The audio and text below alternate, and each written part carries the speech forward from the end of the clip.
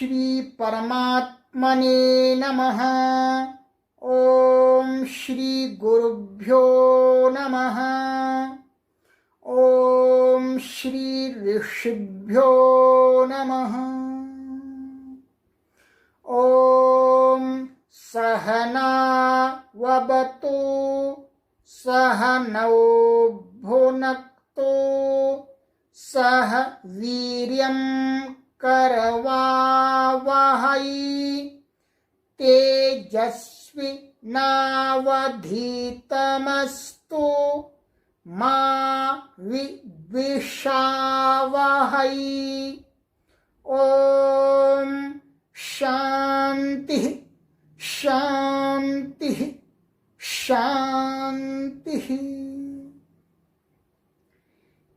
प्रियेभ्यो विद्यार्थिभ्यो नमो नमः। प्रिय विद्यार्थियों, आज हम पुनः आपको पढ़ाने के लिए आ गए। गत कक्षा में हमने आपको जो कुछ पूछा था, जो कुछ याद करने के लिए उससे भी पहले की कक्षा में दिया था, उसको सारा पूछ लिया और आपने सब कुछ बता दिया था। अब हम आगे पढ़ते हैं। देखिएगा विद्यार्थियों, आप जानते हैं सेंटेंस, वाक्य, ये जो हमने वर्ड यूज किए हैं, वर्ड्स इनको मेमोराइज किया है, इनका प्रयोग कहाँ होता है, इनका यूज कहाँ होता है? सेंटेंस में। सेंटेंस में वाक्य, ये वाक्य होता है ना, वाक्य आप जानते हैं, वाक्य जिसको इंग्लिश में सेंटेंस बोलते हैं। तो सेंटेंस क्या है? कई शब्दों को मिलाकर के बनाते हैं, कई शब्दों को मिलाकर के सेंटेंस बन जाता है। जैसे वह स्कूल जाता है, ये क्या है? एक वाक्य है, एक सेंटेंस है, ठीक है ना। 1 2 3 4, इसके अंदर 4 वर्ड हैं, 4 वर्ड्स हैं, तो सारे को मिला करके एक वाक्य है, ठीक है ना। शब्दों का प्रयोग वाक्य में होता है। अब हमने जो शब्द याद किए हैं तो उनका प्रयोग भी करना है, यूज भी करना है। कैसे करना है? तो हम वाक्य में यूज करेंगे, संस्कृत के सेंटेंसेस बनाएंगे तो वहां पर उनका यूज होगा। तो उसी को हम आपको थोड़ा सा बताने जा रहे हैं कि आपको उनको यूज कैसे करना है। यूज करना सीखना होगा ना, नहीं तो आप कुछ कुछ यूज कर देंगे तो कोई उसका मीनिंग ही नहीं निकलेगा मीनिंग नहीं निकलेगा कुछ भी। तो इसलिए हमको ये देखना है कैसे कैसे वर्ड को रखना होता है, शब्दों को कैसे कैसे रखना होता है। तो उसके लिए हम कुछ आपको बताते हैं, आप जानते भी हैं। आप हिंदी 5वीं कक्षा में पढ़ ली है आपने, 6ठी में पढ़ रहे हैं या 7वीं में पढ़ रहे हैं, तो आपको स्कूल में पढ़ाया गया है। क्या पढ़ाया गया? पढ़ाया गया है ना कर्ता। क्या पढ़ाया गया है? ये पढ़ाया गया है ना कर्ता। ऐसे बोलते ना, किसी क्रिया को जो करता है उसको क्या बोलते हैं? कर्ता। ऐसे ही पढ़ाया जाता है, क्रिया को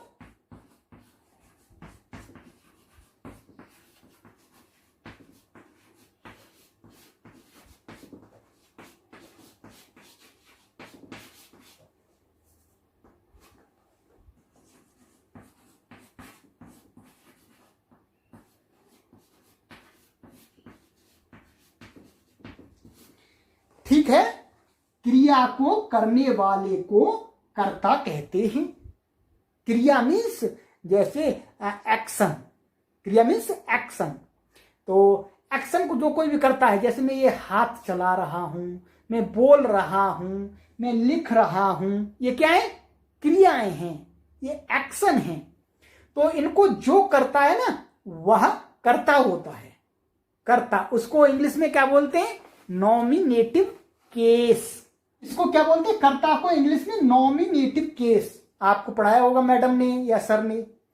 तो नॉमिनेटिव केस अथवा कर्ता, और ये मैंने आपको इसकी परिभाषा बतला दी कि एक्शन को जो करता है वो कर्ता होता है। ये आपको समझ में आ गया। चलिए अब हम थोड़ा सा और आगे चलते हैं। तो जैसे देखिएगा, वह पढ़ता है, ही रीड्स। अब देखिएगा ये क्या है, ये क्रिया है, ठीक है ना, ये क्या है, क्रिया है। ये हमने बताया ना, पढ़ना क्रिया, कोई पढ़ रहा है कोई लिख रहा है तो ये पढ़ना है, ये क्रिया है।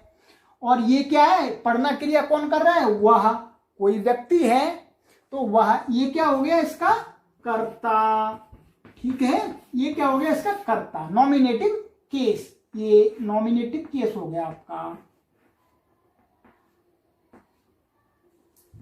तो अब ये जैसे इसमें ये क्या हो गया नॉमिनेटिव केस, और ये हो गया आपका वर्ब जिसको एक्शन, इसके फॉर्म होते हैं आपको पढ़ाए जाते हैं।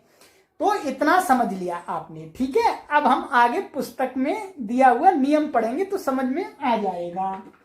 अब देखिएगा, यहां देखिएगा, नियम 1, फर्स्ट नियम, कर्ता के अनुसार क्रिया का वचन और पुरुष होता है।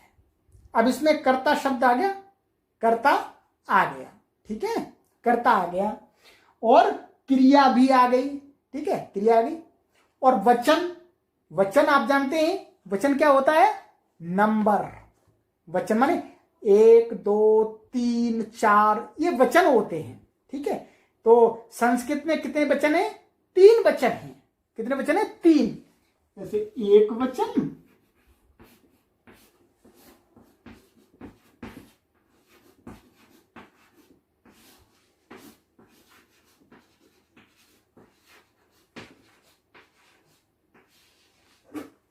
बहुवचन, ठीक है ना।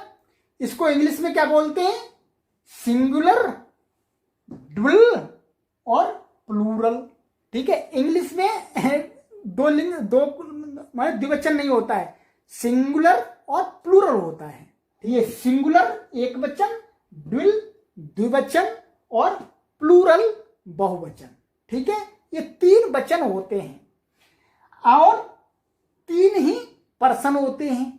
There are 3 persons in Sanskrit language, in English language है, ठीक है।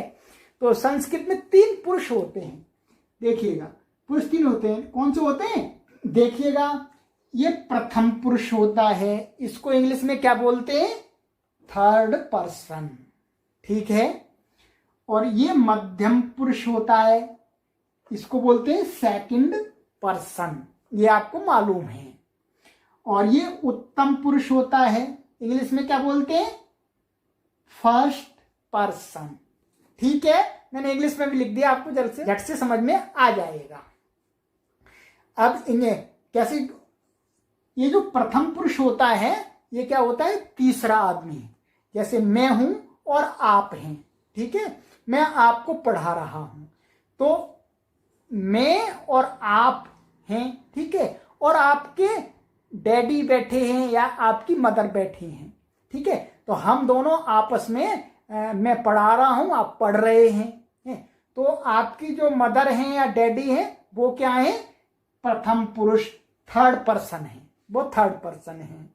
और आप क्या हैं, आप मध्यम पुरुष हैं, सेकंड पर्सन है, ठीक है। और मैं क्या हूं, उत्तम पुरुष, फर्स्ट पर्सन। ये जब मैं पढ़ा रहा हूं तब, ठीक है ना। जब आप पढ़ रहे हैं, आप पढ़ रहे हैं और आप कह रहे हैं कि मैं पढ़ रहा हूं गुरुजी से, तब आप क्या बन जाएंगे, फर्स्ट पर्सन। मैं क्या बन जाऊंगा, सेकंड पर्सन। और मदर और डैडी क्या बन जाएंगे, थर्ड पर्सन, ठीक है। इतना समझ लीजिएगा, फिर बाद में आगे हम समझाएंगे, इसको इतना ध्यान रख लीजिएगा। Third person, second person, first person, इसको संस्कृत में बोलते हैं प्रथम पुरुष, मध्यम पुरुष और उत्तम पुरुष। बस बन गई बात, ठीक है। तो इन्होंने इस नियम में यही बताया था कि वचन वचन हमने आपको बता दिए, एक वचन सिंगुलर, द्विवचन ड्विल और बहुवचन प्लूरल। तो इसको आपको याद करना है, ठीक है। जो ये प्रथम पुरुष, मध्यम पुरुष और उत्तम पुरुष हैं, थर्ड पर्सन, सेकंड पर्सन और फर्स्ट पर्सन, ये क्रिया के भी होते हैं। संस्कृत में क्रिया के भी होते हैं, अलग अलग होते हैं सबके, ठीक है। तो हम जब वाक्य बनाएंगे तो हमको ध्यान रखना होगा कि जैसा उस क्रिया का जो कर्ता है, जो नॉमिनेटिव केस है वाक्य में, वैसी ही हमको क्रिया लगानी होगी। तो हम अभी पूरी क्रियाएं आपको याद नहीं कराएंगे, ठीक है, केवल थर्ड पर्सन की याद कराएंगे धीरे धीरे, ठीक है। तो देखिएगा, ये कहते हैं जैसे साह पठती, उन्होंने उदाहरण दिया, क्या दिया, साह, ये दिया उदाहरण, ठीक है। साह पठती, इसका अर्थ क्या है, वह पढ़ता है, ही रीड्स, ठीक है। तो हमने बताया था कि क्रिया को जो करता है वो क्या होता है, कर्ता हो जाता है। तो ये इसमें क्या है, कर्ता, क्या है, ध्यान से देखो, कर्ता, ठीक है ना। और ये क्या है, क्रिया, ठीक है। अब देखो, अब ये है, ये कौन सा है, सह मीन्स वह, सह मीन्स वह। तो वह होता है वो कैसा है, थर्ड पर्सन, थर्ड पर्सन है, प्रथम पुरुष। तो ये थर्ड पर्सन है और वह ये कितना, एक है, एक वचन है, मीन्स सिंगुलर है, क्या है, सिंगुलर। और अब देखिएगा इन्होंने क्या कहा नियम, कि कर्ता के अनुसार ही क्रिया का, इसका जो वचन होता है और पुरुष होता है वो समान होता है। तो ये कर्ता कैसा है, थर्ड पर्सन और सिंगुलर। तो अब इसको भी कैसा लगाएंगे, कैसा लगाया इन्होंने, थर्ड पर्सन सिंगुलर, ठीक है। तो पठती, ये क्या है, एक वचन है और थर्ड पर्सन है। इसके आगे आपको बता दें, जैसे इसके रूप चलते हैं, पठती, ठीक है, पठतः, पठन्ति, ये क्या हो गया, प्रथम पुरुष, ये सिंगुलर हो गया, ये ड्युअल हो गया, ये प्लूरल हो गया, एक वचन, द्विवचन, बहुवचन, राइट, ठीक है। चलिए, तो अब ये यहां पर एक था इसलिए हमने एक लगा दिया, और ये प्रथम पुरुष है, थर्ड पर्सन, इसलिए ए भी लगा दिया। ये आपको ध्यान रखना है, वाक्य में जो भी नॉमिनेटिव केस होगा उसके अनुसार हम क्रिया का प्रयोग करेंगे। ये नियम आपको अभी थोड़ा सा याद करना है, आगे अभ्यास हम कराएंगे तो उसमें पक्का अपने आप हो जाएगा, ठीक है। अब चलिए आगे चलते हैं। तो इसलिए इन्होंने क्या कहा, कर्ता प्रथम पुरुष एक वचन था इस वाक्य में, इसलिए क्रिया भी प्रथम पुरुष एक वचन है। तो ये एक और बिंदी लगा दी ना, इसका अर्थ है एक वचन, सिंगुलर। और प्र बिंदी लगा दी, ये प्रथम, और पू पे बिंदी लगा दी तो पुरुष, ये शॉर्ट है, ठीक है ना। तो आज हमने ये एक नियम पढ़ लिया अच्छी प्रकार से। अब आपको समझना है, इसमें रटने की कोई आवश्यकता नहीं है, समझ लेना है बस। थोड़ा सा अपनी मदर, अपनी माता जी से और पिताजी से थोड़ी सी हेल्प ले लेना, ठीक है। फिर आगे वाला नियम हम आपको आगे की कक्षा में पढ़ाएंगे, अधिक नहीं पढ़ाएंगे एक बार में, ठीक है, क्योंकि आपको अपने स्कूल की तैयारी भी करनी है और संस्कृत का विद्वान भी बनना है। चलिए अब आपको नमस्ते करते हैं। सर्वेभ्यो नमो नमः।